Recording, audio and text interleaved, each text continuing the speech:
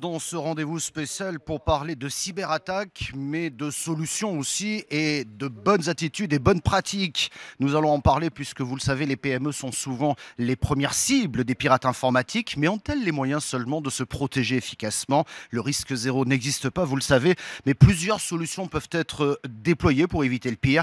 Et c'est ce que nous allons voir aujourd'hui avec nos invités. Jérôme Barrier, bonjour. Bonjour. Vous êtes le directeur TPE-PME chez Microsoft. Pourquoi parler et insister aujourd'hui sur la cybercriminalité? Alors tout d'abord, la cybercriminalité touche l'ensemble des entreprises françaises, quelle que soit leur taille. Les PME, pour rappel, sont les entreprises de moins de 250 salariés, mais elles représentent 99% des entreprises françaises. Donc elles intéressent forcément, peut-être pas par leur taille, mais par leur nombre, l'ensemble des hackers en France. Et les conséquences peuvent être très importantes, mais on en parlera plus en détail ultérieurement. Sachez aussi que la cybercriminalité, aujourd'hui, la France fait partie des 10 pays où elle est la plus active. Donc PME et cybercriminalité, deux sujets d'actualité pour nous aujourd'hui. Ouais. Je voudrais saluer avec nous Delphine Saja, bonjour. Bonjour. Vous êtes la directrice de l'ethnographie chez Ipsos. Tout à fait. Vous confirmez cette prise de conscience? Les PME mettent la cybercriminalité au cœur de leurs préoccupations aujourd'hui? Oui, tout à fait. Il y a 87% des PME qui déclarent la sécurité comme étant l'enjeu majeur dans leur entreprise aujourd'hui. Bernard Ourgalian, bonjour. Bonjour. Vous êtes le directeur technique et sécurité chez Microsoft. Est-ce qu'il existe, allez j'ose, un top 3 des attaques informatiques? Oui, on peut toujours se hasarder, sachant que ça bouge beaucoup et qu'au fur et à mesure des années, ça peut éventuellement changer. Ce qui est sûr, c'est que depuis de très nombreuses années, ce qu'on appelle le phishing, le cyberharcelage, est quelque chose qui se déploie beaucoup. Donc cette attaque à travers des mails qui sont envoyés et qui cherchent d'une manière ou d'une autre, à tromper la crédulité de celui qui va le recevoir. Donc ça, c'est une attaque qui est très très fréquente. On va trouver, je pense qu'on en reparlera, les fameux rançongiciels, les demandes de rançon à travers des logiciels, qui sont aussi extrêmement répandus. Et puis on peut peut-être citer aussi tout ce qui tourne autour, de près ou de loin, des vols d'identité. Arrêtons-nous un instant sur ces rançons, ces demandes de rançon. Sous quelle forme arrivent-elles dans une entreprise? Alors la plupart du temps, le mail est effectivement le vecteur principal, mais ça n'est pas le seul. Il peut y avoir aussi la conséquence du fait que les entreprises n'ont pas installé les derniers correctifs ou que, au niveau de leur mot de passe, elles ont été un tout petit peu laxistes en utilisant des mots de passe de trop peu de caractères.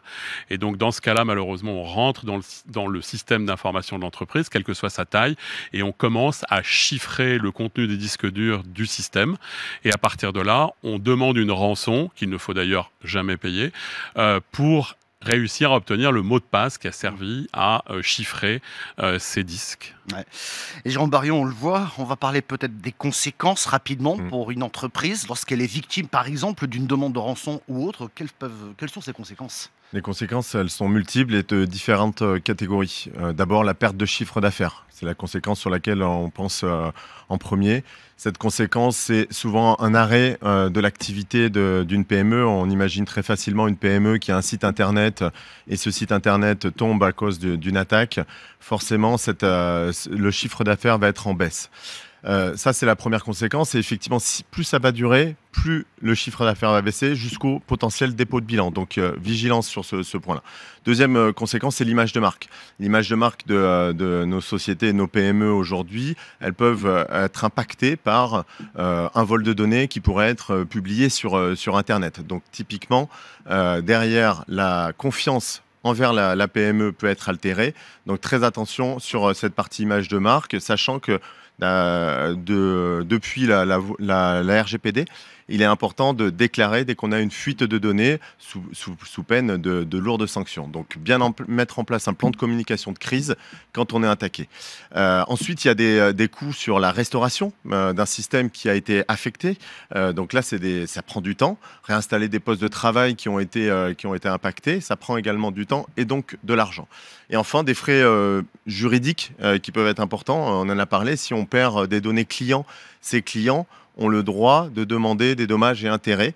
Et donc, plus l'attaque est importante, plus le préjudice peut être important. Donc, soyez vigilants sur cette partie-là. Prenez peut-être un contrat de cyberassurance également. Et ça, c'est donc du ressort du dirigeant de la PME. Il faut qu'il prenne en compte tout cela. Mais Delphine Saja, moi, je me pose une question. Pour les PME, ça veut dire quoi, cybersécurité? Comment est-elle perçue, vécue et quelle est la réalité? Oui, en effet, vous avez raison, il y a une vraie différence entre ce qui est perçu et la réalité. Aujourd'hui, une PME, quand on va lui parler de cybersécurité, c'est une petite partie de ce qu'elle considère être le chantier de sécurisation de son entreprise. Parce que comme le disait justement Jérôme, il faut aussi faire attention à sa croissance, il faut faire attention à la pérennité de son entreprise, il faut faire attention aussi à la continuité de son activité. Et donc pour eux, la sécurité, c'est ça. Et la cybersécurité, c'est une petite partie de ce sentiment-là. Et en fait, protéger ces données, ça participe à la protection plus large, on va dire, de leur entreprise. Mais dans la réalité, il y a un vrai écart. Donc les observations que nous avons menées, puisque nous avons conduit une étude pour Microsoft l'année dernière, donc en 2018, nous a mené en fait à lécher les PME pour observer un petit peu leur quotidien.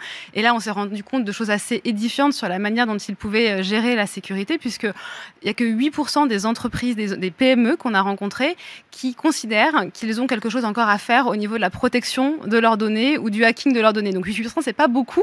Ça veut dire qu'il y a peut-être 92% des entreprises qui se considèrent aujourd'hui bien protégées. Sauf qu'on a des exemples assez fous. Moi, en souvenir d'une entreprise que nous avons rencontrée qui stockait des documents à données sensibles dans une poubelle, qui nous appelait poubelle sécurité. Quand on a vu cette poubelle, en fait, c'est une poubelle à papier qui est située entre la machine à café et l'imprimante et qui était jetée par la personne du nettoyage tous les soirs dans le vide ordures collectif de l'immeuble. Sauf que je vous assure que cette entreprise jouait vraiment avec des données très sensibles et c'est assez édifiant de voir qu'elle se considérait comme étant protégée alors qu'en fait, elle ne l'est pas du tout. En fait, il y a un message aussi là-dessous. On peut imaginer que le dirigeant de PME se dise « ça va, j'ai acheté des logiciels de protection contre les virus, etc. etc. Je suis chez un grand fournisseur, donc je suis tranquille, je m'occupe de rien ». C'est peut-être ça aussi, basiquement, ils se disent « c'est bon, je suis protégé ». Oui, mais encore faut-il installer le logiciel. On a pu voir dans les entreprises que nous avons rencontrées que des fois, ils l'achètent, mais ils ne l'installent pas, voire ils ne font pas les mises à jour. Donc en fait, ils ne sont pas toujours protégés par rapport à ces cyberattaques. Bernard Rogallian, peut-être une réaction. Il y a quand même un gros travail à faire, là encore, de sensibilisation. Oui, il y a un gros travail à faire qui est valable aussi bien dans les PME que dans les très grandes entreprises. Et ce travail de base, on va l'appeler l'hygiène informatique. Donc de la même façon qu'on essaye, si possible, de se laver les mains avant de déjeuner, ou qu'on essaye de faire en sorte que quand il y a une épidémie de grippe, on ne fasse pas absolument n'importe quoi avec ces éventuels éternuements.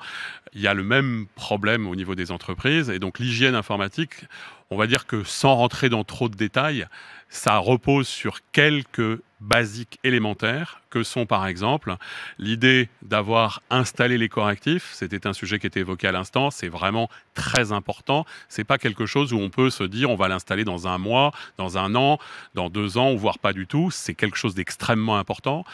Et puis d'autre part, il faut faire en sorte, comme je l'évoquais tout à l'heure, de gérer correctement ces mots de passe. On a vu tellement d'attaques informatiques réussir simplement parce que soit il y avait beaucoup trop de gens qui avaient tous les privilèges dans le système, soit parce que les mots de passe étaient des mots de passe trop faciles à trouver.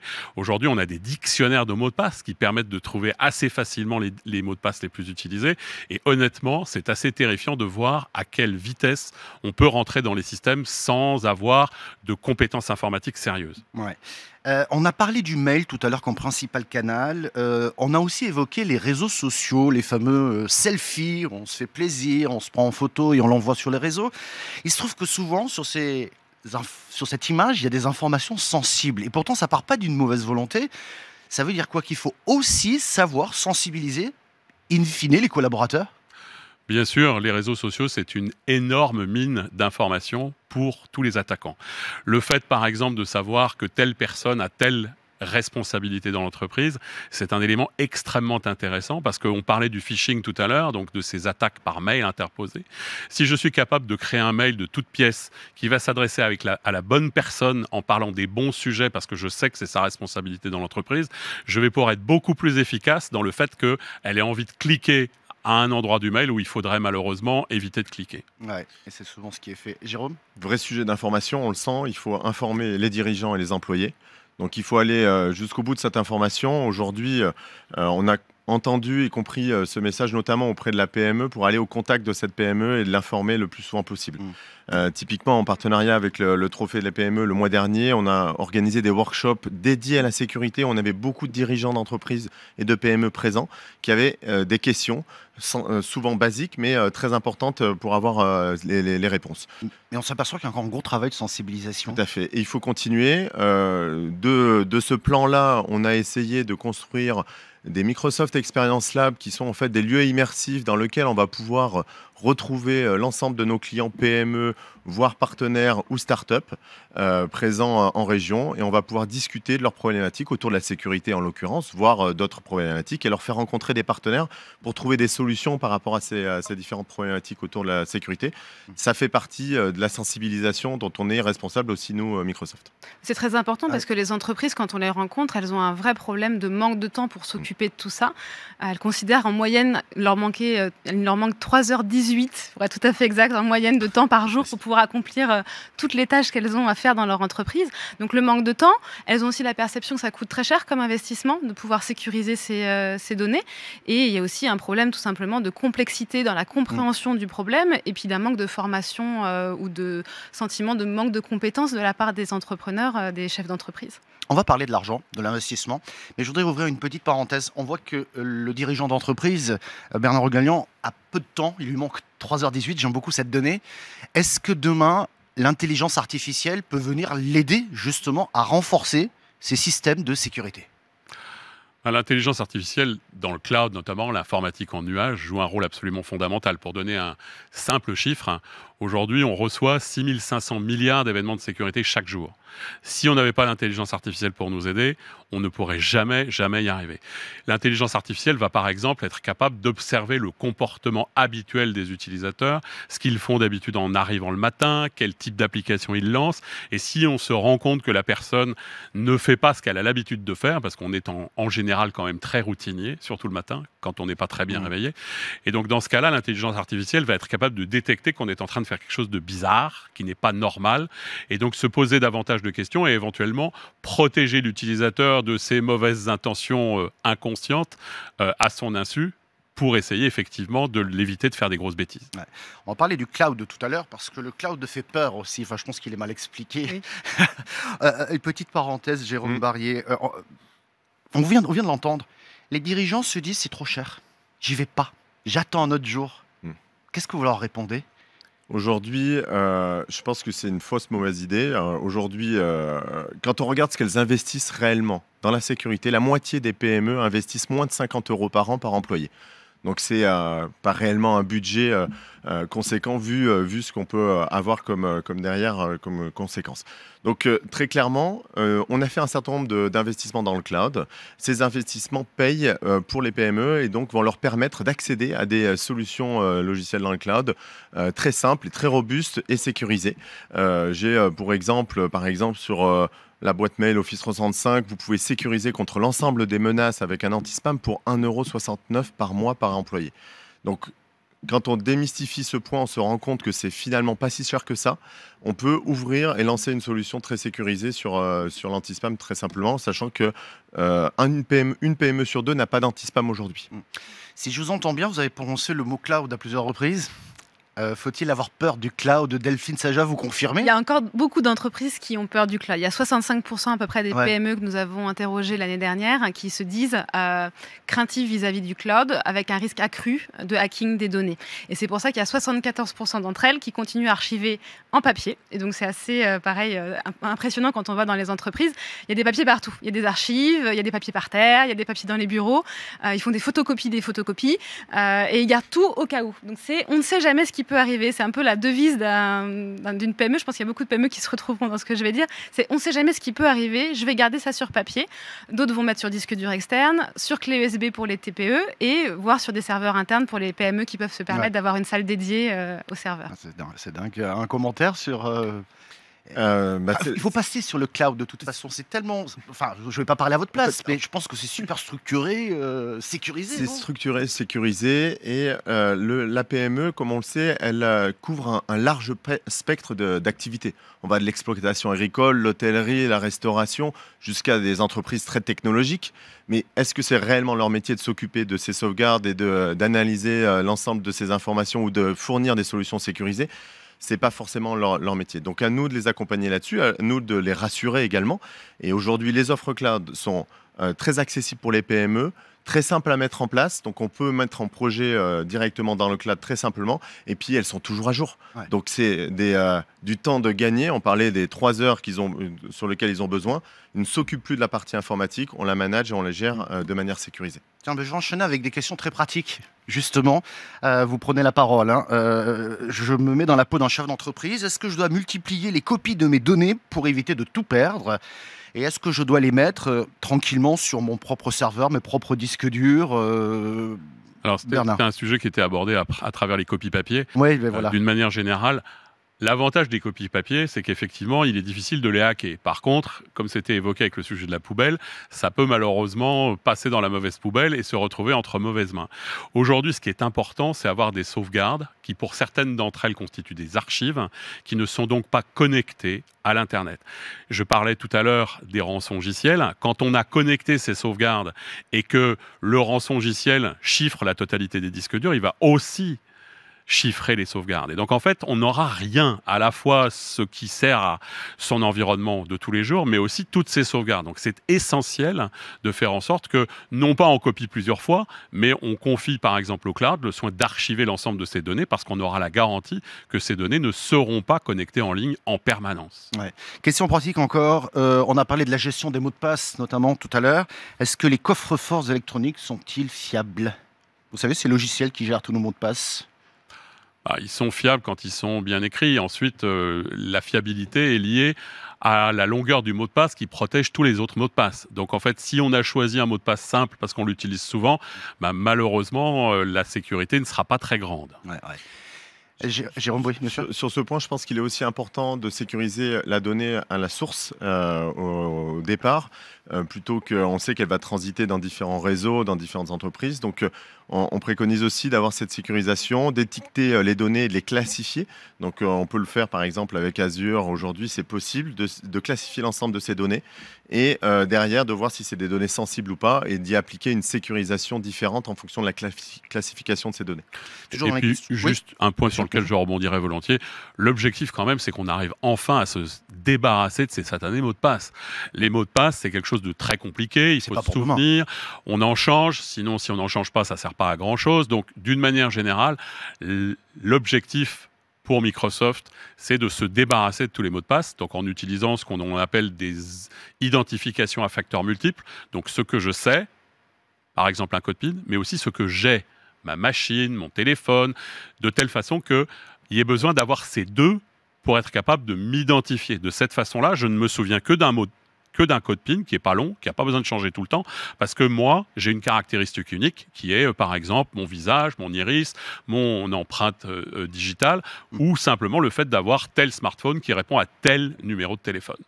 2 questions pratiques encore. Ça coûte un certain investissement, on l'a vu, Jérôme Barrier.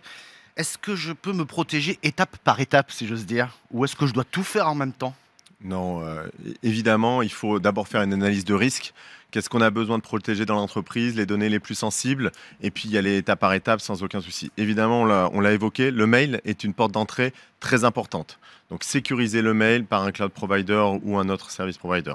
Deuxième chose, mettre en place un anti-spam très rapidement. Et puis, protéger votre poste de travail avec des solutions sécurisées telles que Windows Hello, on l'évoquait, pour l'authentification. Et si possible, rajouter une authentification forte, c'est-à-dire avec 2 facteurs d'authentification.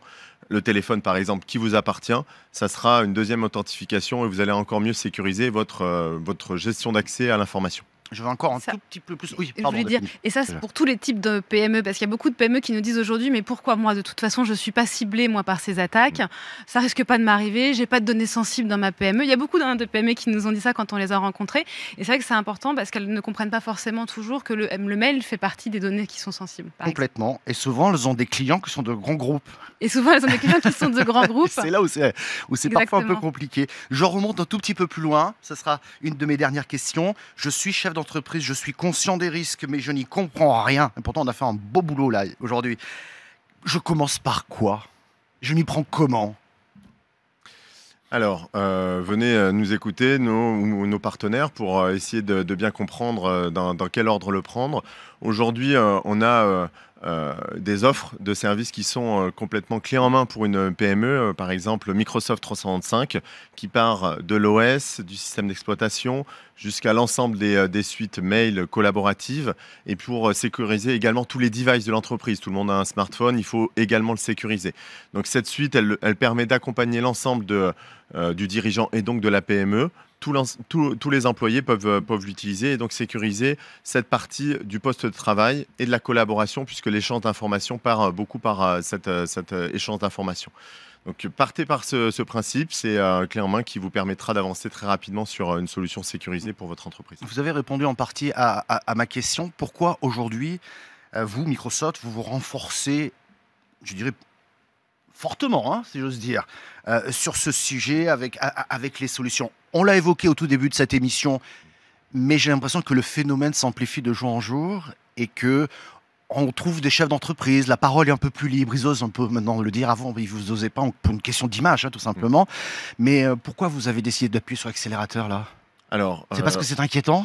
C'est inquiétant. Maintenant, on n'a pas appuyé que cette année. Ouais, ça fait de nombreuses années, plus de 20 ans, que Microsoft travaille sur des piliers fondamentaux de la sécurité. On les met en œuvre et on continue à communiquer sur ces piliers. C'est important. Alors, c'est important pour nous, société, grand groupe également, donc sécuriser notre environnement. C'est important pour nos clients. C'est important pour l'image que Microsoft relève en termes de confiance pour ces clients-là. Donc, on va travailler en proximité avec ces clients pour les rassurer. Et très clairement, c'est un sujet d'actualité pour eux. On le voit, la cybercriminalité est de plus en plus active aujourd'hui. Donc, il faut structurer une approche, les accompagner, accompagner l'ensemble de nos PME sur cette approche de sécurité. Ouais, mais j'ai l'impression effectivement que la presse en parle de plus en plus, et c'est peut-être un bien, parce qu'il peut y avoir peut-être aussi des échanges de bonnes pratiques, parce qu'on n'a pas mis l'être humain dans cette affaire-là. On a évoqué les mots de passe, c'est quand même une affaire humaine, même si... mais j'ai l'impression que dans beaucoup d'entreprises, vous rentrez dans cette entreprise, on ne fait pas un kit, si j'ose dire, de bon comportement informatique. On ne le dit pas. Il y a beaucoup d'entreprises qui comptabilisent même pas leurs salariés. On ne sait pas s'ils sont toujours en poste ou pas. Bernard Fouragnan, vous l'avez constaté, vous reparlez à nouveau de l'hygiène informatique.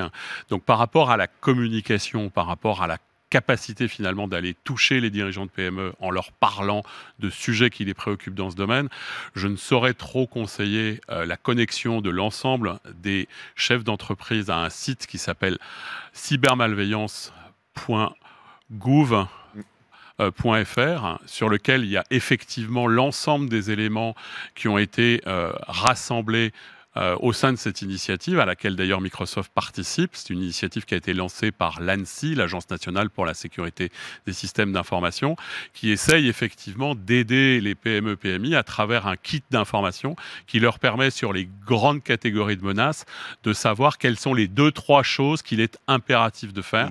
Donc il y a plein d'infographies qui sont disponibles sur le site, donc je les encourage tous à se connecter sur ce site. Voilà, qui peut être un bon point de départ. Delphine Saja, il y a encore du chemin à parcourir, j'ai l'impression. Oui, il y a encore du chemin à parcourir. Et c'est vrai que ça va venir des chefs d'entreprise eux-mêmes. Ils doivent porter, on va dire, ce discours-là en interne.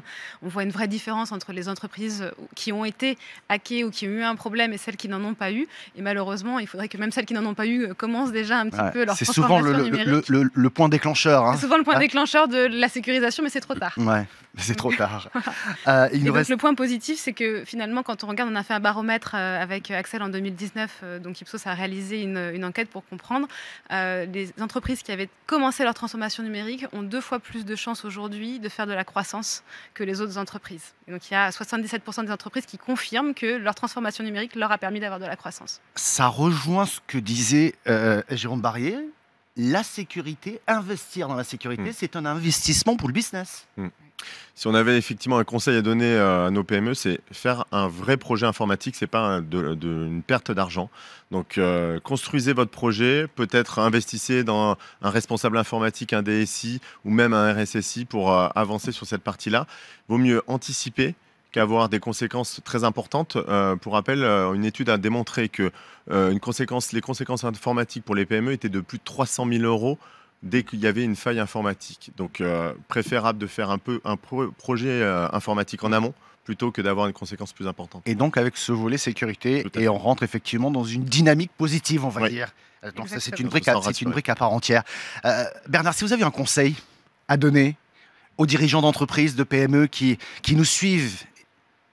Je pense que le conseil le plus élémentaire qu'on peut leur donner, c'est ce que j'ai rappelé tout à l'heure, l'hygiène. Tout doit commencer par là.